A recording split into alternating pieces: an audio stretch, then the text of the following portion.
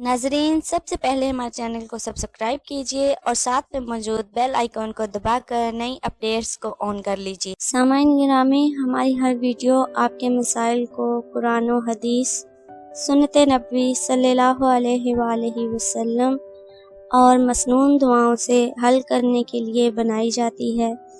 आज की हमारी वीडियो ख़ास तौर पर उन बहनों के लिए है जो घर में अपने मियाँ की, अपने शोहर की लड़ाई की वजह से बहुत परेशान रहती हैं और वो हर वक्त की लड़ाई से तंग आ चुकी हैं और वो ये सोचती हैं कि उनका शोहर उनसे मोहब्बत नहीं करता, उन्हें तवज्जो नहीं देता और उनसे लड़ाई झगड़ा करता रहता है।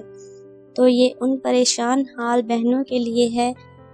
आप ये वजीफ़ा करेंगे तो आपका शोहर आपके हुक्म का गुलाम बन जाएगा और आपके मशवरे के बगैर कुछ भी नहीं करेगा। सामाईन, ये वजीफ़ा ख़ास तौर पर सख्त से सख्त झगड़ालू शोहर आपके हुक्म के गुलाम बनाने के लिए है।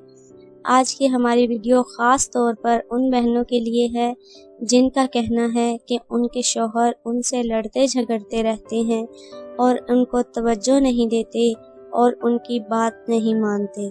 आज हम आपको ऐसा वजीफ़ा बताएंगे कि जिसके करने से इंशाअल्लाह आपकी ये परेशानी दूर हो जाएगी और आपका शोहर आपके ताबे हो जाएगा और आपकी बात मानेगा और आपसे मोहब्बत करेगा और लड़ाई झगड़ा बिल्कुल नहीं करेगा।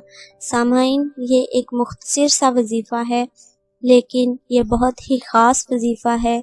अगर आप चाहती हैं कि आपका शोहर आपसे मोहब्बत करे तो आप ये अमल ज़रूर करें। इस अमल को करने के लिए नमाज अव्वल शर्त है और ख़वातीन ये अमल अपने ख़ास अय्याम में हरगिज़ ना करें। अमल सिर्फ़ नेक नियति से करें और अमल पर यकीन होने की सूरत में ही आपको इससे फ़ायदा हासिल होगा। और आप इस वजीफ़े को करने के लिए हमसे इजाज़त लेनी पड़ेगी।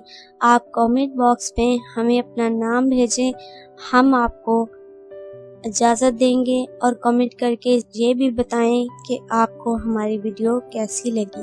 सामाईन गिरामी, जो वजीफ़ा आपको करना है वो ये है, कुरान पाक में सूरा अनफाल की आयत नंबर 63 यानी 63 रोज़ाना 11 मरतबा पढ़ें और अव्वलो आखिर 11 मरतबा दरूद इब्राहिमी पढ़ना है। इंशाअल्लाह इस कलाम पाक की बरकत से शौहर आपकी इज़्ज़त भी करेगा और आपकी बात भी मानेगा।